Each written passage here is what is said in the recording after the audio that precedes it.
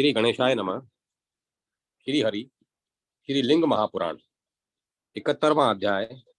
तारकासुर के पुत्रों विंदुन, माली, ताराकाश, तारकाश तथा कमलाक्ष का वृतांत एवं तपस्या द्वारा इन्हें कामचारी 3 पुरों की प्राप्ति, त्रिपुरासुर के विनाश के लिए देवताओं का उद्योग तथा भगवान शंकर का उन पर अनुग्रह।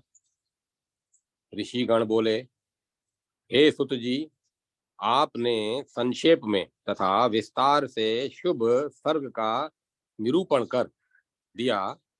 पशुपति महेश्वर ने पुर को कैसे दग्ध किया और ब्रह्मा सहित सभी देवता प्रभु के पशु कैसे हो गए। मैं की तपस्या के द्वारा पूर्व काल में उत्तम दुर्गमय पुर निर्मित किया गया था। हमने सुना है कि देव देव शिव ने सोने, चांदी तथा लोहे से निर्मित दिव्य, उत्तम तथा सुंदर दुर्ग को जला दिया था।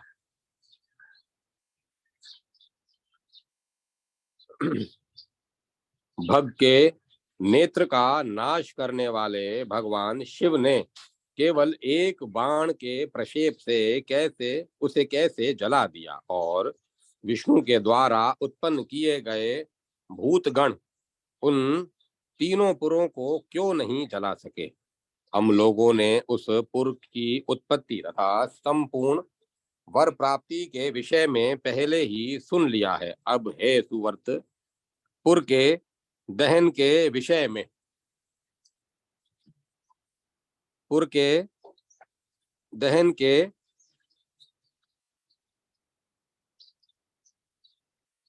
विषय में पूर्ण रूप बताने की कृपा कीजिए। अब उनका वचन सुनकर पुराणिकों के में उत्तम सुत जी ने समस्त अर्थों के सूचक व्यास जी से उस विषय में जैसा सुना था उसे बताया। सुत जी बोले, हे ऋषियों, इस त्रिलोकी के मन वाणी शरीर जन्य शाप के कारण स्कंद कार्तिकेय के द्वारा प्रयत्न पूर्वक बंधनों सहित तार पुत्र दैत्य तारक के मार दिए जाने पर उसके महाबली पुत्रों विंध्यमाली, तारकाक्ष तथा पराक्रमी कमलाक्ष ने तप किया। महान बल तथा पराक्रम वाले उस महान कठोर तप में लीन होकर परम नियम में स्थित थे। उन श्रेष्ठ दानवों ने तपस्या के द्वारा अपने शरीर को दुर्बल बना दिया। तब उन पर प्रसन्न होकर वरदाता ब्रह्मा जी ने उन्हें वर प्रदान किया।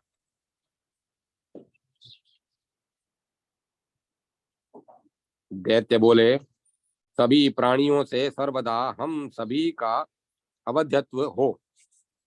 उन सभी ने एक साथ सभी लोकों के पितामह से यह वर मांगा। तब लोकों के स्वामी अव्यय देव ब्रह्मा ने उनसे कहा, हे असुरों, सभी को अमरत्व नहीं हुआ करता, अतः इसे छोड़ो और दूसरा वर मांगो, तो जो तुम लोगों को अच्छा लगता हो। तदंतर उन दैत्यों ने मिलकर आपस में विचार करके जगत गुरु ब्रह्मा को प्रणाम करके कहा, हे लोकेश, हे जगत गुरु, 3 पुर स्थापित करके हम लोग आपकी कृपा से इस पृथ्वी पर विचरण करें। हम लोग 1000 वर्ष में आपस में मिले और हे अनग, ये 3 पुर एक ही भाव को प्राप्त हो। हे भगवान, जो इन इकट्ठे हुए पुरों को एक ही बाण से नष्ट कर दे, वह देव हम लोगों को मृत्यु स्वरूप हो। ऐसा ही हो। उनसे यह कहकर ब्रह्मदेव स्वर्गलोक चले गए। इसके बाद वीर दानव मैंने अपनी तपस्या के द्वारा 3 पुरों का निर्माण किया। उन महात्माओं का स्वर्णमय पुर स्वर्ग में रजत चांदी में पुर अंतरिक्ष में तथा लोहमय पुर पृथ्वी पर था। उनमें से प्रत्येक पुर लंबाई तथा चौड़ाई में 100 योजन वाला और एक समान था। सोने का पुर तारकाक्ष का, चांदी का पुर कमलाक्ष का और लोहे का पुर विंधुनमाली का था। तीनों प्रकार के दुर्ग उत्तम थे। बलशाली मैं दैत्यों तथा दानवों से पूजित था। वह बलवान मैं वहां स्वर्ण में, रत्न रजत में और काले लोह में पुर में अपना भवन बनाकर रहा करता था। हे सुवर्तों, हे विप्रेंद्रों, इस प्रकार दैत्यों के सुदृढ़ किलों से युक्त वे तीनों पुर दूसरे त्रिलोकी के समान थे। तब तीनों पुरों के निर्मित हो जाने पर वे सभी दैत्य उन तीनों पुरों में प्रवेश करके तीनों लोकों में अत्यधिक बलशाली हो गए। उनके तीनों पुर कल्प वृक्षों से भरे हुए, हाथी घोड़ों से परिपूर्ण, अनेक भवनों से सुसज्ज सुशोभित, मणियों के जालों से घिरे हुए सभी और द्वारों वाले, सूर्य मंडल सदृश विमानों से युक्त, पद्मराग में चंद्र सदृश उज्जवल महलों से सुशोभित और कैलाश शिखर के समान दिव्य तथा अत्युत्तम फाटकों से पृथक पृथक मंडित थे। हे श्रेष्ठ द्विजों, वे पुर दिव्य स्त्रियों, गंधर्वों, सिद्धों एवं चारणों से भरे हुए थे। प्रत्येक पुर में रुद्रालय थे और अग्निहोत्र होता था।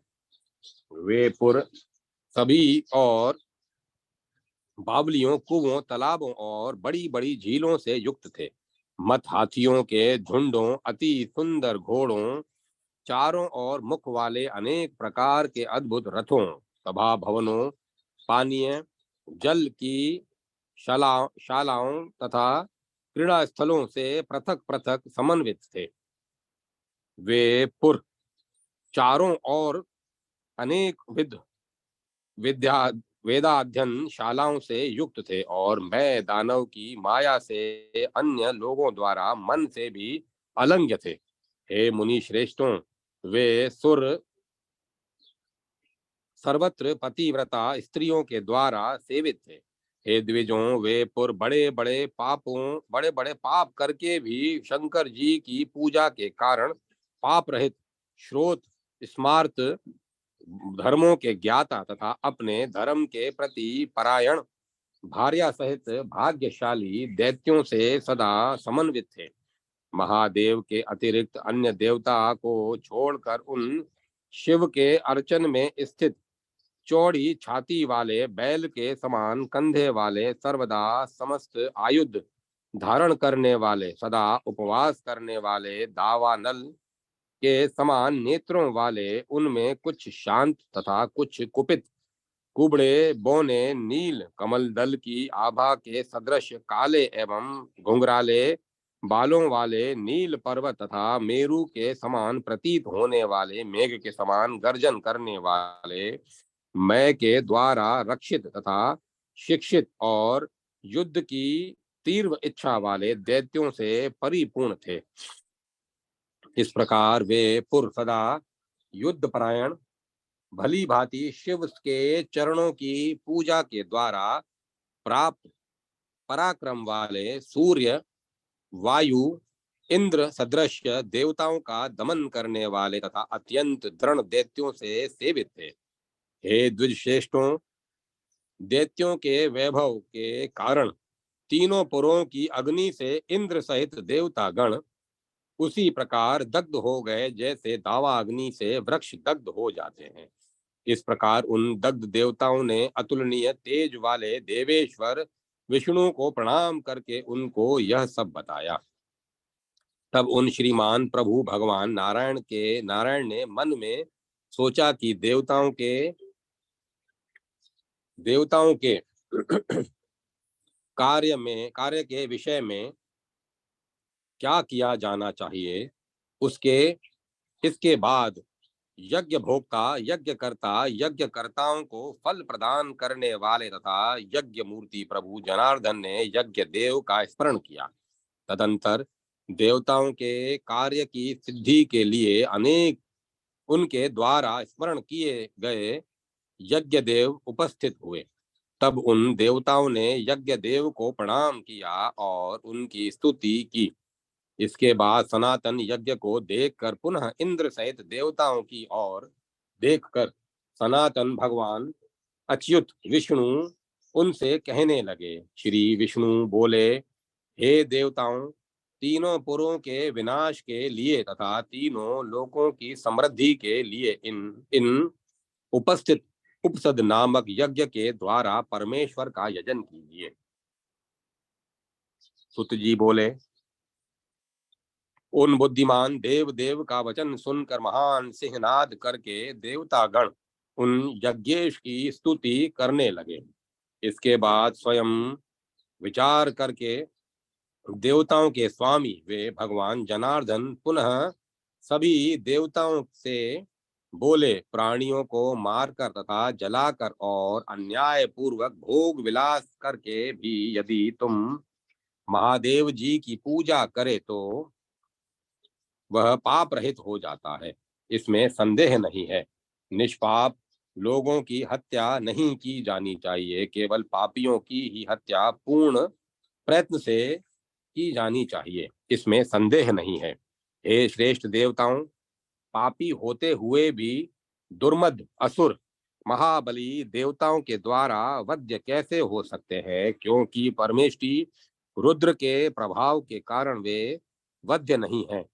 हे देवताओं, प्रभु शिव की कृपा के बिना मैं कौन हूँ, ब्रह्मा कौन है, दैत्य कौन है, देव शत्रु के विनाशक कौन है तथा महात्मा मुनि गण कौन है।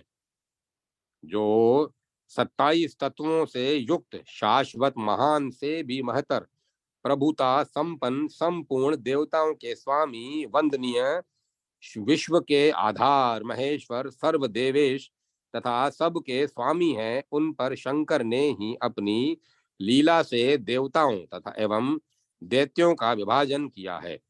उनके एक अंश लिंग रूप की पूजा करके देवताओं ने देवत्व प्राप्त किया है। ब्रह्मा ने ब्रह्मत्व प्राप्त किया है और मुझ विष्णु ने विष्णुत्व प्राप्त किया है। उनकी पूजा किए बिना इस जगत में कौन व्यक्ति सिद्धि प्राप्त कर सकता है।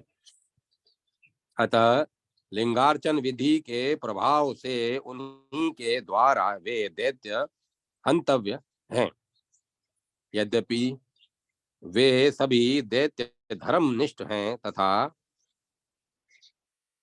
श्रोक्त सामर्थ्य विधान में स्थित हैं, फिर भी उपसद नामक यज्ञ रुद्र यज्ञ में युज्ञ रुद्र यज्ञ से यजमान के द्वारा विधि पूर्वक प्रभु रुद्र का यजन करके हम लोग महादैत्यों को जीत सकेंगे।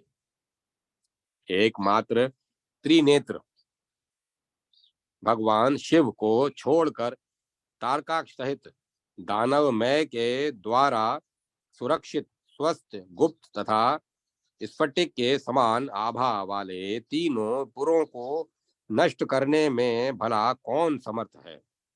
सुत जी बोले, इस प्रकार उपसद नामक यज्ञ के द्वारा प्रभु शिव का यजन करके बैठे हुए विष्णु ने हजारों भूत समुदायों को देखा। तब शूल शक्ति गदा से युक्त हाथों वाले टंक उपल शिला को आयुध के रूप में धारण किए हुए अनेक प्रकार से प्रहार योग्य अस्त्रों से समन्वित अनेक वेशों को धारण किए हुए कालाग्नि रुद्र के समान प्रतीत होने वाले तथा काल रुद्र के से सदृश उन उपस्थित भूतों को प्रणाम करके साक्षात प्रभु विष्णु देव कहने लगे। विष्णु बोले, हे वीरों, उस त्रिपुर दैत्य के तीनों पुरों को जाकर सभी को जलाकर छिन्न भिन्न करके और उनका भक्षण करके पुनः आप लोग जैसे आए हैं वैसे ही भूतल पर चले जाएं। तत्पश्चात देवेश को प्रणाम करके तीनों पुरों में प्रवेश करके वे भूतगण उसी तरह नष्ट हो गए जैसे अग्नि में प्रवेश करके शलभ पतंगे नष्ट हो जाते हैं। तब देवेश्वर की आज्ञा से उन सभी भूतों के नष्ट हो जाने पर हजारों दैत्य आनंद मनाने लगे, नाचने गाने लगे और देवेश परमात्मा ईश्वर की स्तुति करने लगे। तदंतर क्षण भर में पराजित तथा नष्ट पराक्रम वाले इंद्र सहित देवतागण देवेश विष्णु के पास पहुंचकर भय पूर्वक खड़े हो गए। तब इंद्र सहित उन संतप्त देवताओं को देखकर भगवान पुरुषोत्तम उस समय दुखी होकर सोचने लगे, क्या किया जाना चाहिए। प्रयत्न पूर्वक उन दैत्यों का बल नष्ट करके मैं कैसे देवताओं का कार्य करूंगा। विचार पूर्वक देखा जाए तो शिव की कृपा से उन धर्मनिष्ठ दैत्यों में पाप नहीं है, अतः वे दैत्य उपसद नामक यज्ञ से उत्पन्न भूतों के द्वारा वध्य नहीं है। धर्म से ही पाप नष्ट होता है, सब कुछ धर्म में ही प्रतिष्ठित है। धर्म से ऐश्वर्य प्राप्त होता है, यह सनातनी श्रुति है। सुत जी ने कहा, हे द्विज श्रेष्ठों, तीनों पुरों में निवास करने वाले उन सभी दैत्य धर्मनिष्ठ थे, वे सभी दैत्य धर्मनिष्ठ थे, अर्थात अनुष्ठान में तत्पर थे, अतः वे अवध्यता को प्राप्त हो गए थे, इसमें संदेह नहीं है। बहुत बड़ा पाप करके भी जो लोग रुद्र का अर्चन करते हैं वे सभी पापों से मुक्त हो जाते हैं। जैसे जल से कमल मुक्त रहता है, हे द्विजों, शिव जी की पूजा से भोग संपदा अवश्य प्राप्त होती है। वे दैत्य लिंग पूजा में परायण हैं, अतः भोगों से युक्त हैं। विष्णु ने कहा, हे देवताओं, इसीलिए मैं देवताओं के कार्य के लिए अपनी माया से दैत्यों के धर्म अनुष्ठान में विघ्न डालकर क्षण भर में तीनों पुरों को जीत लूंगा। सुत जी बोले, ऐसा विचार करके भगवान पुरुषोत्तम उन देव शत्रुओं से देवताओं के धर्म में विघ्न उत्पन्न करने के लिए प्रवृत्त हुए।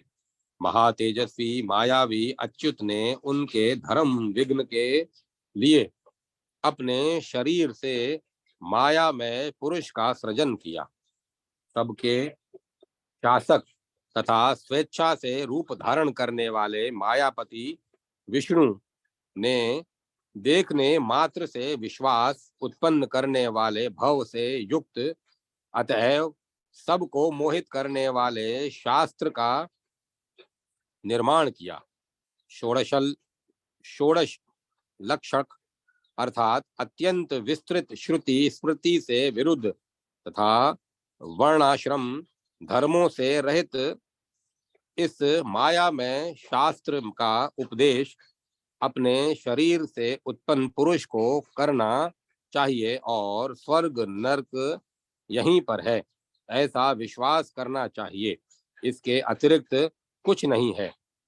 इसे प्रतिपादित करने वाले उस शास्त्र को उस पुरुष को स्वयं पढ़ाकर माया में अच्युत विष्णु ने पुरों के विनाश हेतु उस पुरुष से कहा, हे पुरुष, त्रिपुर वासियों के नाश के लिए तुम शीघ्र जाओ और ऐसा प्रयत्न करो जिससे वहां के श्रोत स्मार्त धर्म नष्ट हो जाएं, इसमें संशय नहीं है।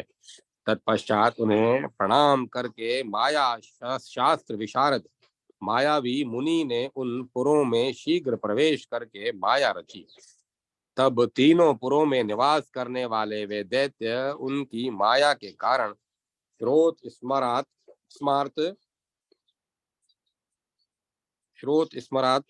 स्मार्त धर्मों का त्याग करके उसके शिष्य हो गए और उन्होंने महादेव परमेश्वर शंकर को छोड़ दिया। तत्पश्चात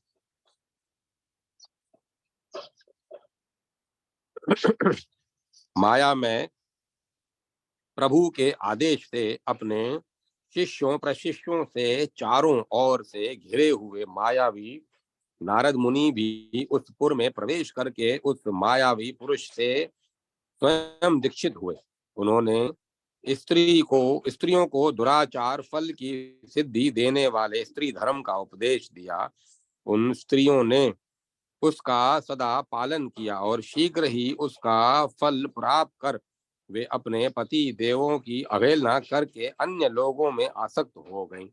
उन नारद मुनि के गुरुत्व के कारण आज भी कलयुग में अधम स्त्रियां पतियों का त्याग करके व्यभिचार करती हैं।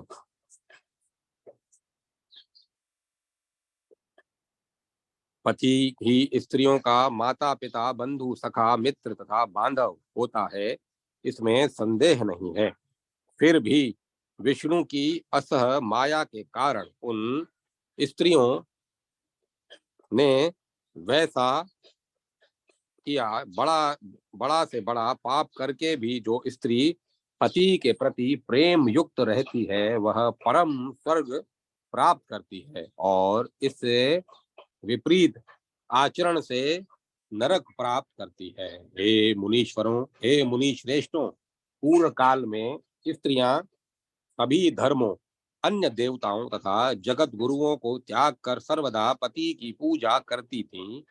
वे स्वर्गलोक प्राप्त करके निश्चिंत होकर आनंद मनाती थी। इसके विपरीत अन्य स्त्रियां नरक जाती थीं। अतः पति ही स्त्रियों के लिए परम गति है। तथापि देव देव प्रभु विष्णु की आज्ञा से तथा उनकी माया के कारण वे त्रिपुर वासनीय स्त्रियां अपने पतियों का त्याग करके व्यभिचारिणियां हो गई। उन विष्णु की आज्ञा से अलक्ष्मी तीनों पुरों में चली गई और जो लक्ष्मी उन दैत्यों की तपस्या के द्वारा देवेश्वर ब्रह्मा से उन्हें प्राप्त थी, वे उन्हीं प्रभु ब्रह्मा के आदेश से त्रिपुर को छोड़कर बाहर चली गईं। इस प्रकार धर्म विघ्न के लिए उन दैत्यों को इस प्रकार का विष्णु माया निर्मित बुद्धि मोह देखकर भगवान पुरुष और उन स्त्रियों को विपरीत आचरण का उपदेश देकर मायावी नारद ये दोनों अव्यय देव निराकुल होकर सुखपूर्वक बैठ गए।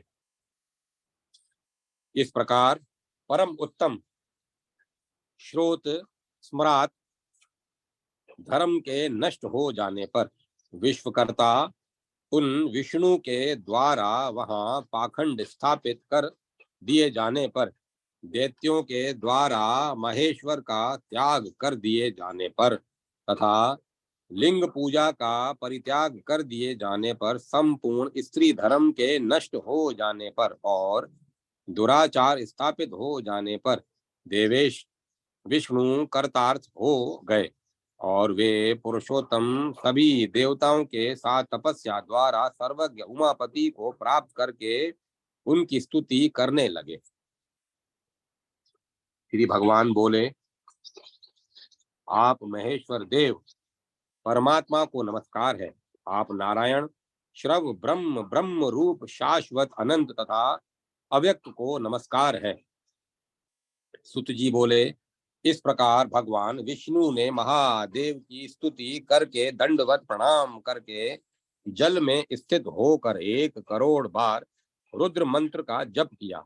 इसके बाद वे सभी देवता इंद्र साध्य गण यम रुद्रगण तथा मरुद गणों के साथ देव महेश्वर की स्तुति करने लगे। देवता बोले, आप सर्वात्मा शंकर दुख नाशक रुद्र नील रुद्र क्रदुद्र प्रशस्त रुद्र तथा प्रचेता को नमस्कार है। आप हम लोगों की गति हैं।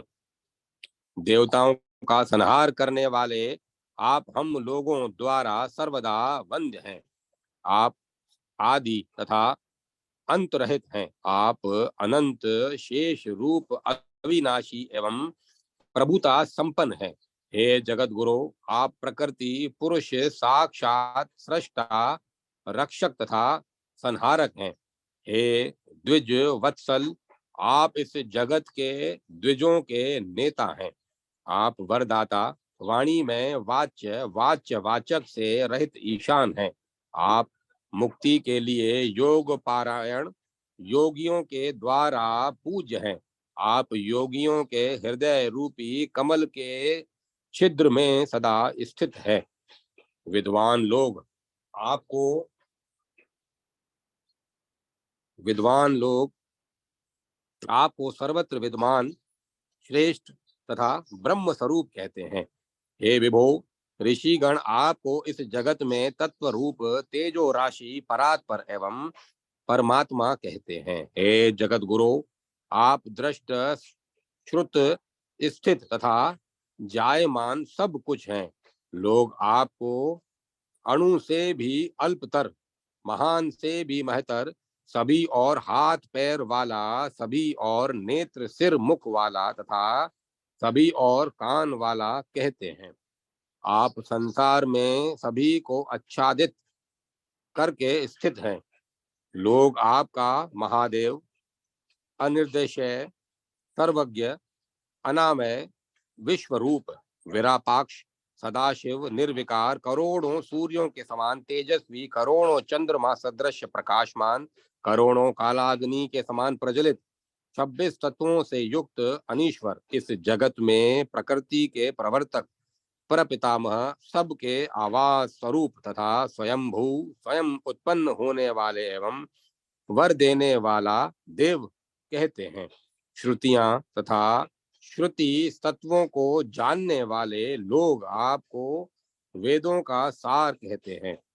हे अनेक रूपों वाले प्रभु, हम लोगों के हम लोगों ने संसार में ऐसा कुछ भी नहीं देखा है जो आपके बिना किसी अन्य में अन्य के द्वारा रचित हो।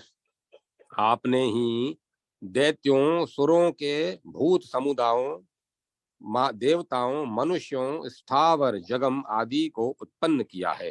हे शंभो, हम लोगों की क्या अन्य गति नहीं है। महादैत्यों का संहार करके आप हमारी रक्षा कीजिए। हे परमेश्वर, सभी लोग आपकी माया से मोहित हैं। जिस प्रकार तरंगे तथा लहरें समुद्र में परस्पर टकराती हैं और जलाश्रय से ही जड़ी भूत होकर उसी में विलीन हो जाती हैं, इस प्रकार उसी प्रकार ब्रह्मा की सृष्टि के देवता असुर सभी कोई आपस में टकराते हैं और अंत में जड़ी भूत होकर आप में ही विलीन हो जाते हैं।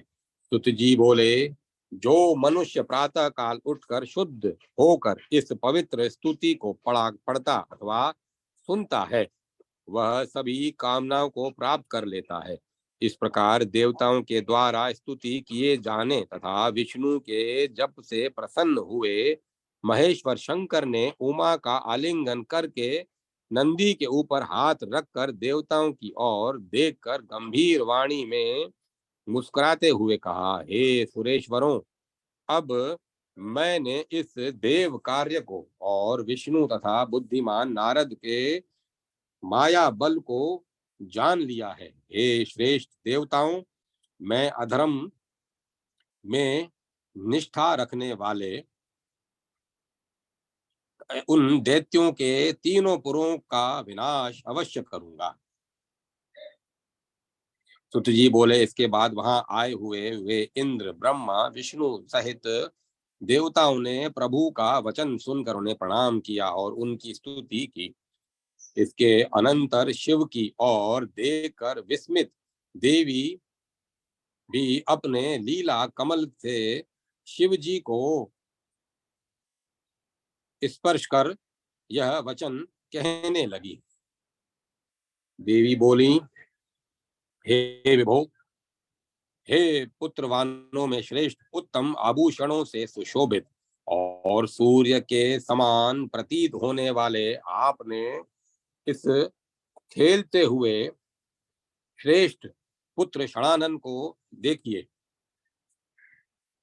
हे महादेव, मुकुटों, कटकों, कुंडलों, सुंदर कंगनों, नुपुरों, छनवारों, करधनियों, अनेक किंकणियों, स्वर्ण में पीपल के पत्ते, कल्प द्रुम के पुष्पों से सुशोभित शोभित सुंदर अलकों, पद्मराग आदि मणियों से चमत्कृत हारों तथा बाजूबंदों, पूर्ण चंद्रमा के समान प्रभा वाले मुक्ता फल में हारों और तिलकों से मंडित परम सुंदर पुत्र को देखिए। हे ईश, कुमकुम आदि से अंकित तथा भस्म निर्मित वृत्ताकार तिलक से युक्त अने उस इसके कमल स्वरूप सदृश मुखों को देखिए।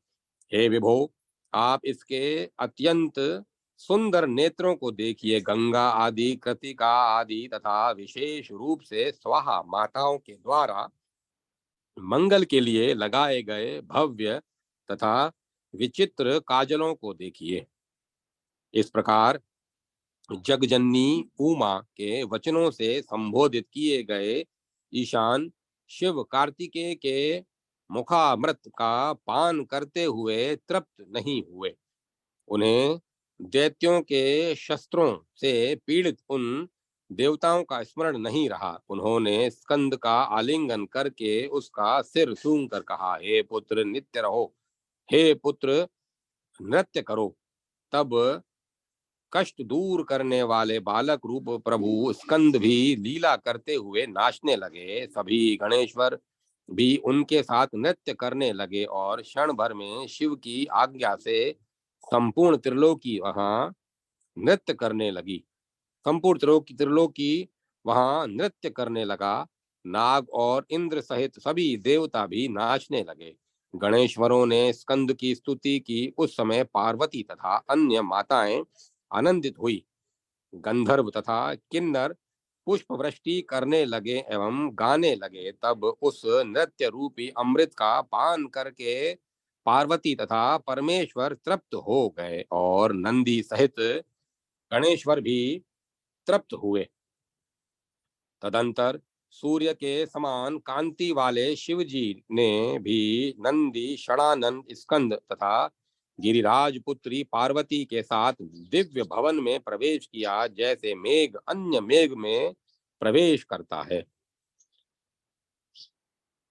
वे देवता उन बुद्धिमान शिव के द्वार के पास खड़े हो गए और कुछ कुछ व्याकुल चित्त होकर महादेव की स्तुति करने लगे। वे व्याकुल होकर एक दूसरे की ओर देखकर कहने लगे, यह क्या है, यह क्या है, हम लोग पापी हैं। अन्य दूसरों के ने कहा, हम अभागे हैं। अन्य सुरेश्वरों ने कहा, ये महादैत्य भाग्यशाली हैं। कुछ ने कहा, यह उनकी पूजा का फल है, और कुछ ने कहा ऐसा नहीं है। इसी बीच उनके अनेक शब्दों को सुनकर महातेजस्वी कंबूधर महा नामक शिवगण कंबोधर दंड से दैत्यों को पीटने लगा। तब वे देवता भयभीत होकर हाहा करते हुए भागने लगे। कुछ मुनि तथा देवता पृथ्वी तल पर गिर पड़े। कश्यप आदि मुनियों ने कहा, विधि का बल कैसा अद्भुत है। हे द्विजों, अन्य लोगों ने कहा, देव देवेश का दर्शन करके भी असुर शत्रु देवताओं के अभाग्य से ही कार्य पूर्ण नहीं हो सका। इसके बाद वे सब हृदय में थोड़ा अर्चन करके शिव को नमस्कार है ऐसा कहने लगे।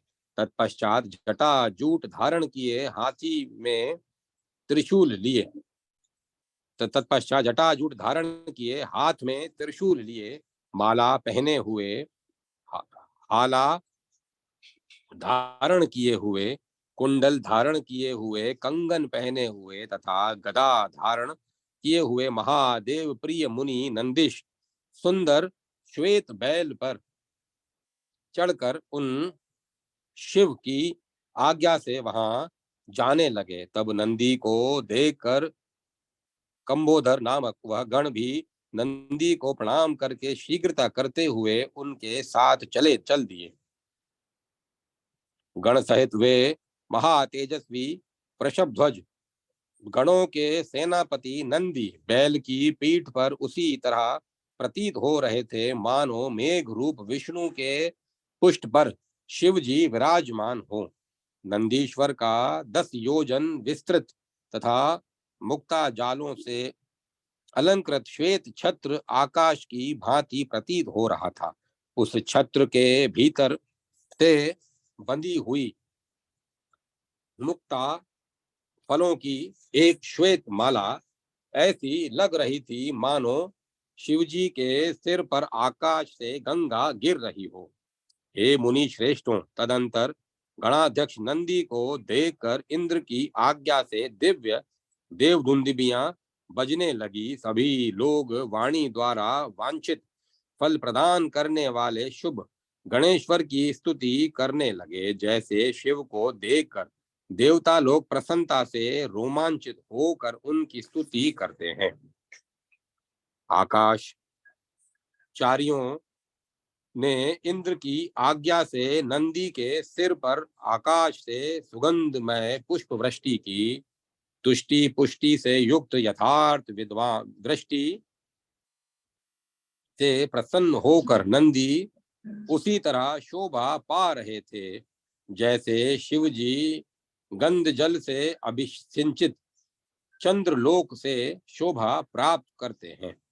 हे सुवर्तों, वृषभ का पुष्ट अनेक प्रकार के पुष्पों से ऐसा प्रतीत हो रहा था मानो आकाश पृष्ठ तारों से भर गया हो। हे सुवर्तों, पुष्पों से ढके हुए नंदी बैल की पीठ पर उसी प्रकार सुशोभित हो रहे थे जैसे आकाश पृष्ठ पर विराजमान चंद्रमा तारों से आच्छादित होकर सुशोभित होते हैं।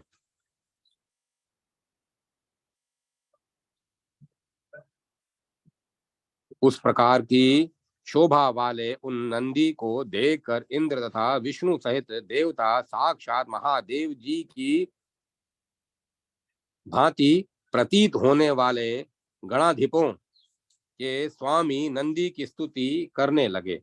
देवता बोले, आप रुद्र भक्त तथा रुद्र जप परायण को नमस्कार है। रुद्र भक्तों की पीड़ा का नाश करने वाले और रौद्र कर्म के संलग्न कुष्मांड गणों के स्वामी तथा योगियों के पति आप नंदी को नमस्कार है। सब कुछ प्रदान करने वाले, शरण देने वाले, सब कुछ जानने वाले, कष्ट दूर करने वाले, वेदों के पति तथा वेदों के जानने योग्य आप नंदी को नमस्कार है। वज्रधारी, वज्रतुल्य दृष्टा वाले इंद्र के वज्र का निवारण करने वाले, वज्र से अलंकृत देह वाले तथा इंद्र के द्वारा आराधित आप नंदी को नमस्कार है।